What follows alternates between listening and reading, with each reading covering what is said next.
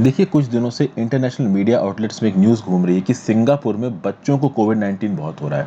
और इस रिस्पेक्ट में एक हवा से उड़ी कि हो सकता है कि सिंगापुर में कोई एक ऐसा नया म्यूटेंट फैल रहा हो जो कि बच्चों को अफेक्ट करता हो। इस रिस्पेक्ट में केजरीवाल साहब ने एक स्टेटमेंट इशू किया। अभी केजरीवाल साहब ने इंटेंशनली इशू किया, अनइंटेंशनली इशू किया, कौन से माइंडसेट से स्टेटमेंट इशू किया ये नहीं कह सकते, बट इन्होंने बोला कि सिंगापुर में जो स्ट्रेन फैल रहा है ये बच्चों के लिए खतरनाक है। इंडिया में ये एक नई थर्ड वेव ऑफ इन्फेक्शन लेके आ सकता है, इसलिए तुरंत सिंगापुर के साथ एयर सर्विसेज को सस्पेंड करिए। दूसरा, इंडिया में बच्चों के रिस्पेक्ट में एक वैक्सीन बनवाइए। ये बात कहीं ना कहीं केजरीवाल साहब ने बोल दी, ट्वीट के थ्रू उन्होंने ये बात बोली। अब इस रिस्पेक्ट में भयंकर विरोध आया। क्या विरोध आया? सबसे पहले तो ऑब्वियस सी बात है, सिंगापुर की तरफ से आएगा।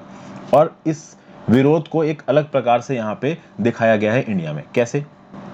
अरिंदम बागची साहब ने एक ट्वीट किया। अरिंदम बागची साहब ऑफिशियल स्पोक्स पर्सन है मिनिस्ट्री ऑफ एक्सटर्नल अफेयर्स के। बागची साहब ने ये बोला कि सिंगापुर की सरकार ने इंडिया के हाई कमिश्नर को बुलाया और स्ट्रॉन्ग ऑब्जेक्शन रेज किया दिल्ली के सीएम की ट्वीट के अगेंस्ट। यहाँ पे अरिंदम बागची साहब ने क्या बोला कि भाई सिंगापुर की सरकार हमारे हाई कमिश्नर से बोल रही है कि जो सिंगापुर के वेरिएंट वाला ट्वीट है आपके दिल्ली के सीएम का, ये गलत है।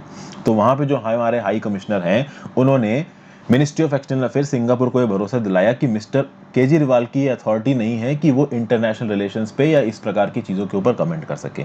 यहाँ पे जयशंकर साहब का भी स्टेटमेंट आया है। और मैं आपको बता दूं, जो सिंगापुर के फॉरेन मिनिस्टर हैं, जो एक्सटर्नल अफेयर्स मिनिस्टर हैं सिंगापुर के, मिस्टर विवियन बालाकृष्णन, ये बोल रहे हैं कि भाई पॉलिटिशियंस को फैक्ट के बेसिस पे बात बोलनी चाहिए। सिंगापुर अब पलट के क्या बोल रहा है कि भाई उनके यहाँ पे बच्चों को जो कोविड का स्ट्रेन अफेक्ट कर रहा है वो है B.1.617.2, और ये वही वेरिएंट है जो इंडिया में पैदा हुआ है। और सिंगापुर बोल रहा है कि ये वेरिएंट सिंगापुर का नहीं है, आपके देश से पैदा हुआ है, सिंगापुर में आया, और सिंगापुर में जितने भी क्लस्टर में केसेस पाए गए हैं वो इसी वेरिएंट के पाए गए हैं। तो इस रिस्पेक्ट में जो तुम हमको बोल रहे हो ना कि हमारे यहाँ से स्ट्रेन तुम्हारे यहाँ जा सकता है, एक्चुअली में इंडिया का ही स्ट्रेन सिंगापुर में फैल रहा है। ये बात बड़े रिस्पेक्टफुली यहाँ पे विवियन बालाकृष्णन ने बोल दी। जब उनके फॉरेन मिनिस्टर की तरफ से स्टेटमेंट आया तो भाई हमारे जयशंकर साहब की तरफ से भी स्टेटमेंट जाना था। जयशंकर साहब ने बोला कि Singapore and India are solid partners in fight against कोविड-19। सिंगापुर एक लॉजिस्टिक हब और ऑक्सीजन सप्लायर भी है इंडिया का। इंडिया रिसेंटली इंडिया के 2 मिलिट्री एयरक्राफ्ट सिंगापुर से ऑक्सीजन टैंक्स भी लेके आए। और इस रिस्पेक्ट में साफ साफ जयशंकर साहब ने बोला है कि let me clarify, Delhi chief minister does not speak for India. मतलब यहाँ पे अरविंद केजरीवाल जी जो स्टेटमेंट दे रहे हैं, this is not the official stance of India, ना ही इनके पास ताकत है स्टेटमेंट देने की। अब यहाँ पे एक इल्जाम केंद्र सरकार के ऊपर भी लगाया जा रहा है deputy chief minister of Delhi Manish Sisodia ji के द्वारा। मनीष सिसोदिया का यह बोलना है कि जो भाई केंद्र की सरकार है बीजेपी की, ये जबरदस्ती केजरीवाल जी को नीचा दिखा रही है। इन्होंने लंदन स्ट्रेन के समय पे देश को बंद नहीं किया, अब हमारे चीफ मिनिस्टर सिंगापुर के स्ट्रेन को रोकने की कोशिश कर रहे हैं तो हमारा मुंह चुप करवा रहे हैं। तो इस प्रकार के पॉलिटिकल स्टेटमेंट एक दूसरे के ऊपर देते रहते हैं।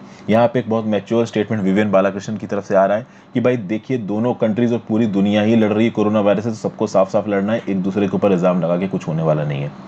तो हो सकता है कि यहाँ पे अरविंद केजरीवाल जी ने एक कंसर्न की तरह ये स्टेटमेंट इशू कर दिया, बट चूंकि इनकी पोस्ट इतनी बड़ी है तो फैक्ट्स को वेरीफाई करने के बाद ही स्टेटमेंट इशू करना था।